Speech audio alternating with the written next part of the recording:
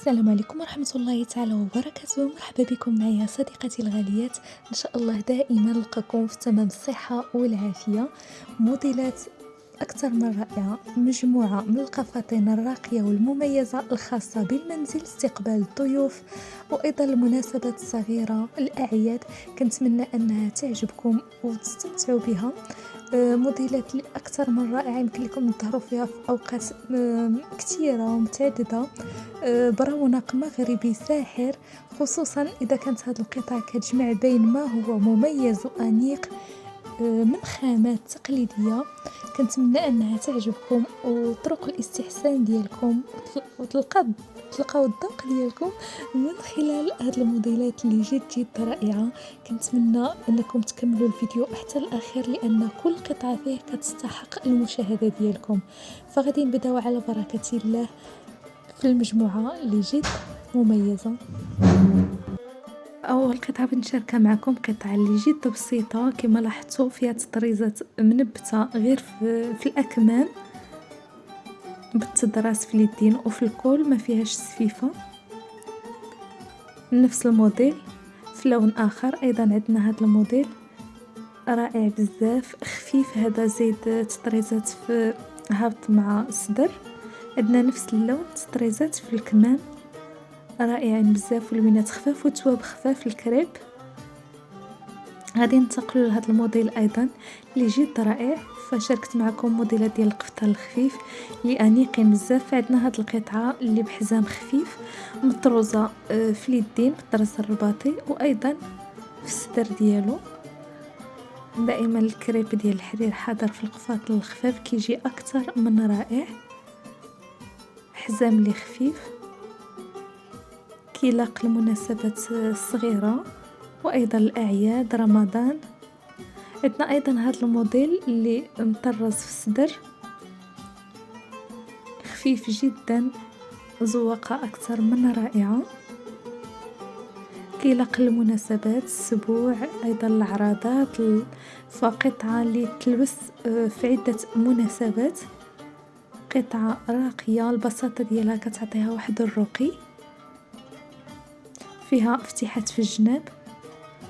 وعندنا ايضا هذه القطعه بهذا اللون الفاتح الوردي الفاتح ومنبته بالعقيق في الصدر وايضا في الكتاف، منبته بالعقيق اللي بنفس اللون ديال الثوب، كتجي اكثر من رائعه. فدائما البساطه فيها رقي، وقطعه اللي تقدري تلبسيها في مناسبات عده. يمكن لك تستعملي فيها الحزام كيف يمكن لك تستعمليها بلا حزام. فكما كتلاحظوا منبته بالعقيق في الكتاف ديالها، زواقه اللي جد خفيفه.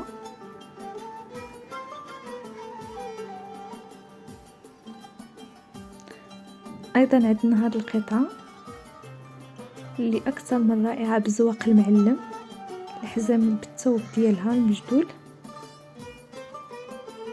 فيها افتتاحات صغار في الجناب، لوين اكثر من رائع، فيه واحد المزيج ديال الالوان اللي هادئه ورائعه بزاف. فكما كنعرفوا القفطان المغربي من الثقافه التقليديه اللي كنتوارثوها من جيل لاخر، واللي كتنوع وكتختلف وكتعطي داك المزيج الهائل اللي كيجعل المغرب بلد متنوع. فكما كتلاحظوا هذا ايضا قفطان اخر بزواق المعلم، بالسفيفة بالعقاد، بثوب رائع جدا.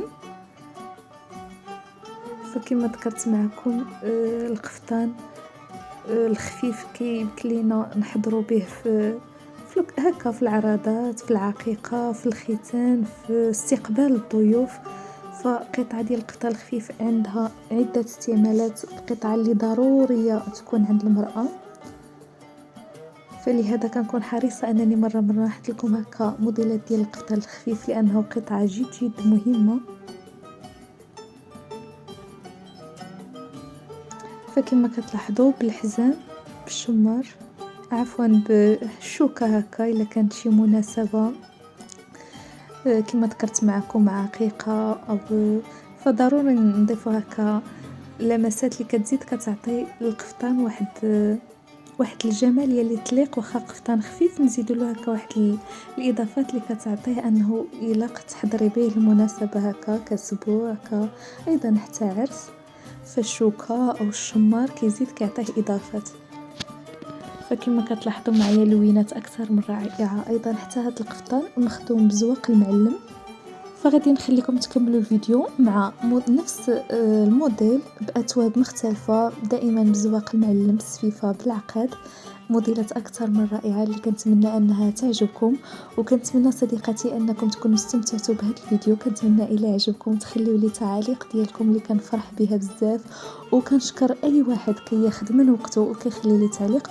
وبالنسبة للأخوات اللي أول مرة كيشوفوا القناة فكنبغي نرحب بكم، مرحبا بكم، اشتركوا وفعلوا الجرس باش يوصلكم كل ما هو جديد على القناة. كنشكركم جزيل الشكر. إلى فيديو قادم إن شاء الله. دمتم بخير.